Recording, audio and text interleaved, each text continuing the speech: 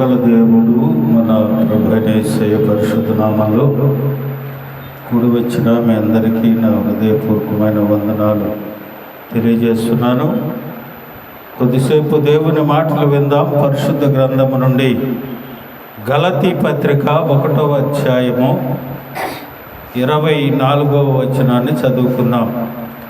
గలతీ పత్రిక 1వ అధ్యాయము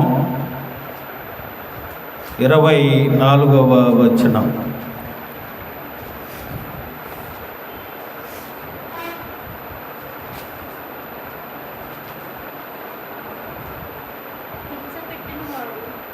గలతీ పత్రిక 1వ అధ్యాయము 24వ వచనం.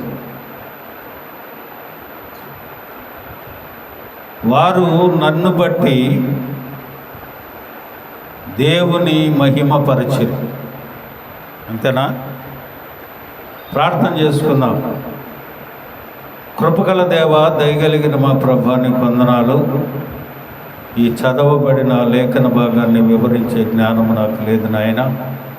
నీ సిలువు చాటున నన్ను మరుగుపరిచి నీ మాటలు మాకు వినిపించి వాటిని మా హృదయాల్లో భద్రపరుచుకొని నీ లేఖనానుసారంగా జీవించే కృప మాకు అనుగ్రహించి మహిమ పొందమని మా ప్రభు అయిన యేసయ్య పరిశుద్ధ నామములో అడిగి వేడుకొనుచు ప్రార్థిస్తున్నాను మా పరమ తండ్రి, ఆమేన్. ప్రియమైన దేవుని బిడ్డలారా, చదవబడిన లేఖన భాగంలో వారు నన్ను బట్టి దేవుని మహిమపరిచిరి. ఎవరిని బట్టి దేవుని మహిమపరిచారు? నన్ను బట్టి అని అంటుంది వాక్యం. అపోస్తలుడైన పౌలు గారు గలతీయులకు రాస్తూ వారు నన్ను బట్టి దేవుణ్ణి మహిమపరిచారు, దైవజనుని బట్టి దేవునిని మహిమపరిచారట. ప్రియమైన దేవుని బిడ్డలారా,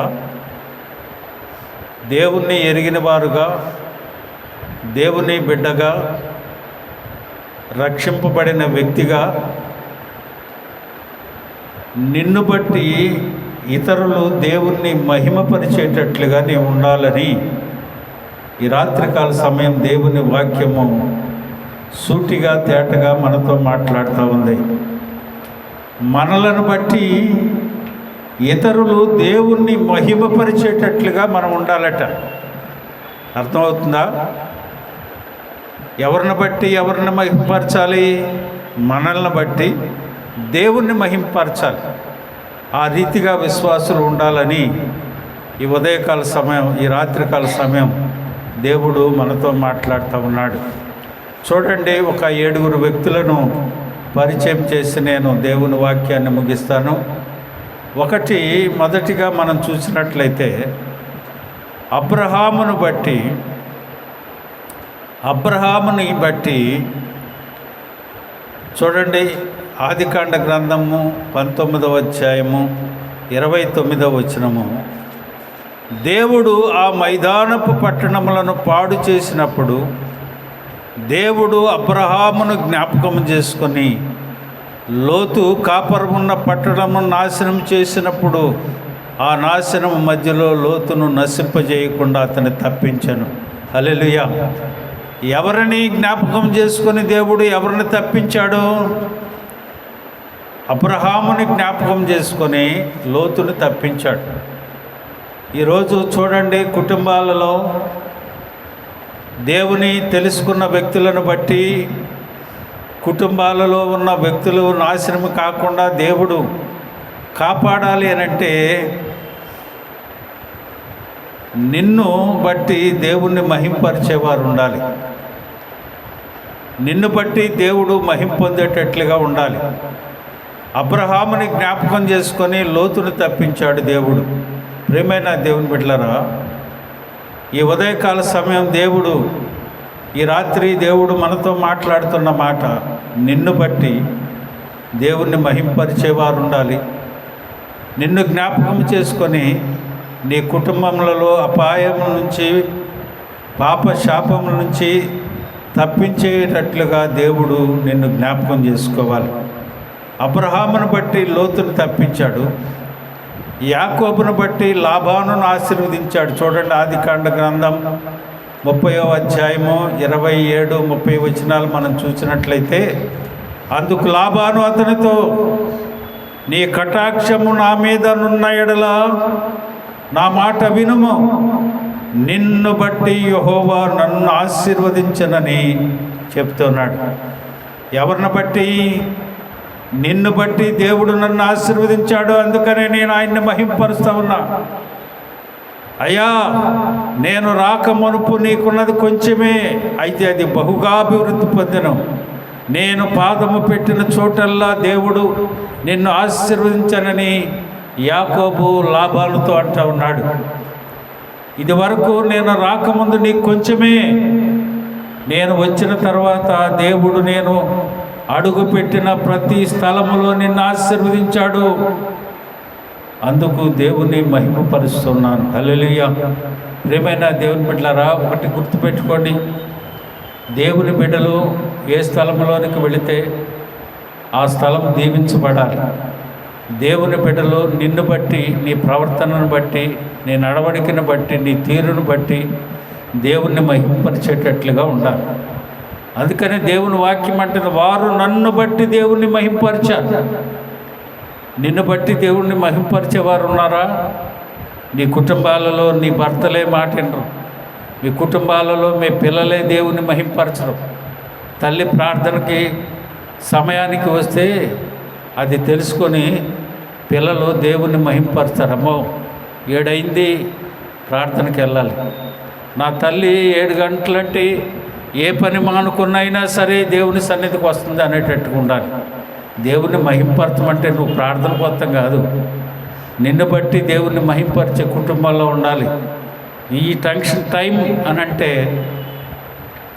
ఆ టైంకి రావాలి. దేవుడు ఆ సమయంలో నీకు ఏమి ఇవ్వబోతున్నాడు, ఏమి నువ్వు కోల్పోతున్నావో తెలుసుకునేటట్టు ఉండాలి. మనల్ని బట్టి దేవుని, అసలు మనల్ని బట్టే దేవుని మహింపరిచేవారు ఉన్నట్లుగా మనకి ఎక్కడ కనిపించదు. ప్రియమైన దేవుని బిడ్డలారా, అంత నిర్లక్ష్యముగా దేవుని సన్నిధికి మనం వస్తున్నాం, అంత నిర్లక్ష్యముగా మనం ఉంటా ఉన్నాం. ఇవాళ ఏమి లేదులే, ఇవాళ ఎందుకులే, రేపులే అనుకుంటాం. ఆ సమయంలో దేవుడు నిన్ను ఆశీర్వదిస్తాడేమో, ఆ సమయంలో నువ్వు వెళ్ళటం వల్ల దేవుడు మహింపరచబడతాడేమో, నువ్వు వెళ్ళకపోయినందువల్ల దేవుడు మహింపరచబడట్లేదేమో, దేవుని కోపం నీ మీద ఉంటా ఉందేమో తెలుసుకోవాలి. అందుకని దేవుని వాక్యం అంటా ఉంది కదా, వారు నన్ను బట్టి దేవుని మహింపరిచారు. నిన్ను బట్టి నీ పిల్లలే దేవుణ్ణి మహింపరచలేని పరిస్థితి. మన ప్రవర్తనను బట్టి, మన తీరును బట్టి, మన నడవడికను బట్టి, మన మాటను బట్టి దేవుణ్ణి మహింపరిచే బిడ్డలు లేరు. చూడండి, ప్రార్థనలు జరుగుతూ ఉంటాయి ఇంట్లో, ఇళ్ళల్లో పక్కన టీవీలు పెట్టుకొని చూస్తూ ఉంటారు. చూడండి, దేవుని భయం ఎవరిలో కనిపించట్లేదు. వాళ్ళు అనుకుంటారు, ఏముందలే, మనల్ని కూడా అంటాడులే. ఒకవేళ నేను అనకపోవచ్చు, దేవుడు చూస్తా ఊరుకోడుగా, దేవుడు ఏం చేయాలో ఆయనకి తెలుసు. కనుక ప్రియమైన దేవుని బిడ్డలారా, మన ప్రవర్తనను బట్టి, మన తీరును బట్టి, మన నడవడికను బట్టి, మన దేవుని యందు భయభక్తులు మనం కలిగి ఉండటాన్ని బట్టి దేవుని మహిమపరిచేవారు ఉండాలని దేవుని వాక్యం సెలవిస్తూ ఉంది. అలాగే మోషే అహరోనులను బట్టి ఇశ్రాయేలు ప్రజలు 430 సంవత్సరాల బానిసత్వ జీవితం నుంచి విడిపించబడి వారు దేవుని వాక్యం అంటా ఉంది 1 కొరింథీ 10:2లో, అందరూ మోషేని బట్టి మేఘములోను సముద్రములోను బాప్తిస్మ పొందిరి. హల్లెలూయా. మోషే అహరోనులను బట్టి ఇశ్రాయేలు ప్రజలు రక్షించబడి, ఏమంటుంది వాక్యం, సముద్రములో, మేఘములోను సముద్రములోను వారు బాప్తిస్మ పొంది దేవుని మహింపరుస్తూ ఉన్నారు.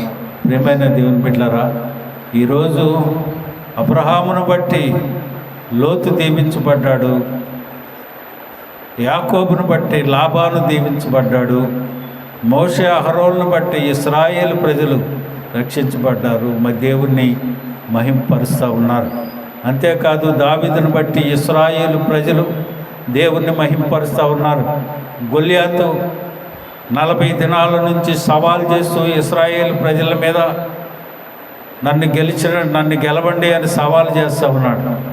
40 దినాల నుంచి సవాలు చేస్తూ ఉంటే అన్ని వేల మంది ప్రజలు ఏమీ చేయలేని పరిస్థితిలో ఉన్నారు. అయితే దావీదు అంటున్నాడు, జీవము గల దేవుని సైన్యమును తిరస్కరించుటకి ఈ సున్నతి లేని ఫిలిష్తీయుడు ఎంతటి వాడు, వారిని చంపి ఇశ్రాయేలులకు నిందను తొలగిస్తాను అని అన్నాడు.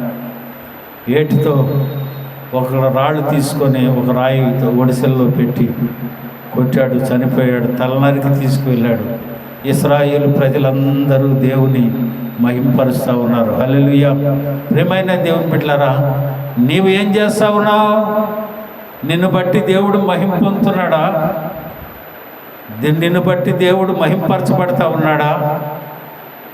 మనమే దేవుని భయం లేదు. మన పిల్లలు, మన భర్త, మన కుటుంబాలలో దేవుని మహింపరిచేవారంటున్నాడు. చూడండి, అమ్మో నా తల్లి చాలా భక్తురాలండి, నా తండ్రి చాలా భక్తుడండి, నా కుమార్తె చాలా భక్తురాలండి. అందును బట్టి దేవుని మహింపరిచేవారు ఉండాలి. అలా ఉండాలి నీ భక్తి. మనమే ఉండలేము. మనల్ని బట్టి దేవుని మహింపరిచేవారు ఎక్కడ ఉంటారు చెప్పండి? ప్రియమైన దేవుని బిడ్డలారా, ఈ రాత్రి దేవుడు నీతో మాట్లాడుతున్నాడు. నిన్ను బట్టి, నీ ప్రవర్తనను బట్టి, నీ భక్తిని బట్టి, నీ నడవడిని బట్టి, నీ క్రియలను బట్టి దేవుడు మహిమ పొందేటట్లుగా ఉండాలి. చూడండి, ఒకరోజు యేసు ప్రభు వారు ఒక ఇంటిలో కూర్చొని ప్రసంగం చేస్తున్నారు. జనాలంతా, ఇల్లంతా నిండిపోయారు, బయట నిండిపోయారు. ఒక 4 వ్యక్తులు పక్షవాయువు గలవాడిని తీసుకొని మంచం మీద పెట్టుకొని తీసుకొచ్చారు. లోపలికి వెళ్ళటానికి వీరికి దారి లేదు. చూశారు, ఈ 4 కలిసి మంచాన్ని ఇంటి మీదకి తీసుకెళ్ళి పెంకులోడు తీసేసి యేసు ప్రభు ఉన్న తినంగా పెట్టి ఆ మంచాన్ని కిందకి దించారు. అప్పుడు యేసయ్య అంటున్నాడు కదా, లూకాసు వార్త 5వ అధ్యాయం 18 నుంచి 20 వరకు మనం చదువుకుంటే, ఇదిగో కొందరు మనుషులు పక్షవాయువు గలవాడు ఒక మనిషిని మంచం మీద మోసుకొని వానిని లోపలికి తెచ్చి ఆయన ఎదుట ఉంచుటకు ప్రయత్నం చేసిరి. జనులు గుమికూడి ఉండినందున వారిని లోపలికి తెచ్చుటకు వెళ్ళకపోయాను. ఇంటి మీదకి ఎక్కి పెంకులు విప్పి మంచముతో కూడా యేసు ఎదుట వారి మధ్యను వానిని దింపిరి. ఆయన వారి విశ్వాసమును చూసి, మనుషురాన్ని పాపంలో క్షమింపబడి ఉన్నవని వానితో చెప్పాను. హల్లెలూయా. ప్రియమైన దేవుని బిడ్డలారా, వారి విశ్వాసాన్ని బట్టి ఒక వ్యక్తి రక్షించబడ్డాడు. దేవుని నామము మహింపరచబడింది. హల్లెలూయా. యేసయ్య అంటున్నాడు, వారి విశ్వాసము బట్టి ఇతని పాపాలు క్షమించబడ్డాయి. ఆ మనుషుడు దేవుణ్ణి మహింపరుస్తూ ఉన్నాడు. ప్రియమైన దేవుని బిడ్డలారా, నీ యొక్క విశ్వాసాన్ని బట్టి ఇతరులు రక్షించబడి దేవుణ్ణి మహింపరిచేటట్టుగా మనం ఉండాలి అని దేవుని వాక్యం సెలవిస్తూ ఉంది. చూడండి, శతాధిపతి ఒక ఆయన ఉన్నాడు. ఆయన దగ్గర పనిచేసే ఒక దాసుడు అస్వస్థతకు లోనయ్యాడు. యేసయ్య దగ్గరికి వచ్చాడు. శతాధిపతి యేసును గూర్చి విని ఆయన ఎద్దకు వచ్చి తన దాసుని స్వస్థపరచమని ఆయన వేడుకొనుటకు యూదుల పెద్దలను ఆయన ఎద్దకు పంపాను. యేసు ఈ మాటలు విని అతని గూర్చి ఆశ్చర్యపడి వెంట వచ్చుచున్న వారిని వైపు తిరిగి చూచి, ఇశ్రాయేలీల్లో నేను ఎంత గొప్ప విశ్వాసము నేను చూడలేదు అన్నాడు. హల్లెలూయా. తన విశ్వాసాన్ని బట్టి తన దాసుని రక్షించుకున్నాడు, దేవుణ్ణి మహింపరిచాడు. ప్రియమైన దేవుని బిడ్డలారా, దేవుని యొద్దకు నువ్వు వస్తే దేవునిని మహింపరిచేవాడివిగా ఉంటావు. నిన్ను చూసి ఇతరులు దేవుని మహింపరిచేటట్టుగా నీ ప్రవర్తన ఉంటుంది. చివరిగా ఒక వ్యక్తిని మనం చూసి దేవుని వాక్యాన్ని ముగిస్తాం. సమరయ స్త్రీ మన అందరికీ తెలుసు. ఆ సమరయ స్త్రీ వ్యభిచారం చేసుకొని జీవించేది. యేసు ప్రభు దగ్గరికి వచ్చాడు. ఆయన ఆ సుకార్ అనే ఊరికి వచ్చి ఆ బావి వద్ద నుంచొని సమరయ స్త్రీతో మాట్లాడుతూ ఉన్నాడు. ఇవన్నీ డిస్కషన్ జరిగిన తర్వాత ఆమె ఏం చేసిందో తెలుసండి. చూడండి, యోహాను సువార్త 4వ అధ్యాయము 28 నుంచి 30 వచనాలు మనం చదువుకున్నట్లయితే, ఆ స్త్రీ తన కుండ విడిచిపెట్టి ఊరిలోనికి వెళ్ళి, మీరు వచ్చి నేను చేసినవన్నీ నాతో చెప్పిన మనుషుని చూడుడి, ఈయన క్రీస్తు కాడా అని ఆ ఊరి వారితో చెప్పగా, ఆ ఊరిలో నుండి బయలుదేరి ఆయన యొద్దకు వచ్చుచూ ఉండిరి. హల్లెలూయా. ఊర్లోకి వెళ్ళింది. అయ్యా, నేను చేసినవన్నీ నాతో చెప్పాడు, ఈయనే మెస్సయ్య, రండి అని వేడుకుంటే ఆ ఊరిలో ఉన్న జనమందరూ కలిసి దేవుని యొద్దకు వచ్చారు. ఆయన్ని తెలుసుకున్నారు, ఆయన మహిమ పొందాడు. ప్రియమైన దేవుని బిడ్డలారా, ఈరోజు దేవుని వాక్యాన్ని వింటున్నాను. నిన్ను బట్టి దేవుని మహింపరిచే వ్యక్తులు ఇంట్లో ఉన్నారా? నిన్ను బట్టి దేవుని మహింపరిచేటట్టు నువ్వు చేసే పనిలో కానీ, నువ్వు చదువుకున్న చదువులో, కాలేజీలో పెడలే కానీ, ఏ పనిలో నువ్వు ఉన్నట్ల, ఏ పని నువ్వు చేసినా, ఎక్కడ ఉన్నా నిన్ను బట్టి దేవుని మహిమపరిచేటట్లుగా ఉండాలి. ఈనాడు చూడండి, మనం మన కుటుంబాలలోనే మన ప్రవర్తన బట్టి దేవుని మహింపరిచేవారు. ఆమె అంతేలేండి, ఆవిడంతేలేండి. ప్రార్థనే, ఆమె ప్రవర్తనే. దేవుని వాక్యం అంటా ఉంది, నన్ను బట్టి వారు దేవుణ్ణి మహింపరిచారు. ప్రియమైన దేవుని బిడ్డలారా, ఈ రాత్రికాల సమయం నువ్వు చేసే పనిని బట్టి, నువ్వు చేసే తీరుని బట్టి దేవుణ్ణి మహింపరిచేటట్లుగా ప్రవర్తించు. కుటుంబానికి నాశనం తెచ్చుకోవద్దు. చూడండి, యెహోషువ గ్రంథంలో ఆకాను అనే ఒక వ్యక్తి ఉంటాడు. తను చేసిన క్రియను బట్టి కుటుంబం అంతా ఆకోరు లోయలో రాళ్ల చేత కొట్టబడి నాశనం అయిపోయింది. అలాగనే గెహజీ అనే ఒక భక్తుడు మనం చూస్తాం. దైవజను యొక్క శిష్యర్కం చేసేవాడే. ధనాన్ని ఆశ్రయించి ఆ గెహజీ నయమాను వెనకాల వెళ్ళి తన గురువుగారు ఇమ్మన్నారని అబద్ధం చెప్పి వస్త్రాలను, ధనాన్ని తెచ్చుకొని శాపాన్ని తెచ్చుకున్నాడు. దైవజనుడు అంటాడు, అయ్యా, వీటన్నిటినీ సంపాదించుకుంటే సమయమా? నువ్వెందుకు అబద్ధమాడావు? ఆ నయమానుకు కలిగిన కుష్టి నీకును నీ తన సంతతికి తరముల వరకు ఉంటుందన్నాడు. నువ్వు చేసే పాపాన్ని బట్టి, నువ్వు చేసే శాపాన్ని బట్టి, నువ్వు చేసే క్రియను బట్టి నీ కుటుంబానికి శాపం తెచ్చుకో. నీ కుటుంబం నిన్ను బట్టి మహిమపరచబడాలి. నీ ప్రవర్తనను బట్టి ఇతరుల నీ క్రియను చూసి దేవుని మహింపరిచేటట్టుగానే ఉండాలని ఈ రాత్రి దేవుడు సూటిగా తేటగా మనతో మాట్లాడుతున్నాడు. 7 విషయం చూసాం. అబ్రహామును బట్టి లోతును దీవించాడు, యాకోబును బట్టి లాబాను దీవించాడు, మోషే అహరోనును బట్టి ఇశ్రాయేల్ ప్రజలు నడిపించాడు, దావీదును బట్టి ఇశ్రాయేలుకు రక్షణ దయచేశాడు, కొందరు వ్యక్తులను బట్టి ఒక పక్షవాయువు గల వారిని రక్షించాడు, శతాధిపతిని బట్టి తన దాసుని రక్షించాడు, దేవుడు మహింపరచబడ్డాడు. అంతేకాదు సమరయ స్త్రీని బట్టి సమరయులందరినీ దేవుడు రక్షించి దేవుణ్ణి మహింపరిచారు. మరి నిన్ను బట్టి దేవుడు మహింపరచబడతా ఉన్నాడా? ఒక్కసారి మనం ఆలోచన చేసుకుని, హృదయ పరిశీలన చేసుకుని దేవుని సన్నిధిలో ప్రార్థిద్దాం. అయ్యా, నన్ను బట్టి నువ్వు మహిం పొందుతున్నావా లేదని దేవుణ్ణి అడుగుదాం. అందరూ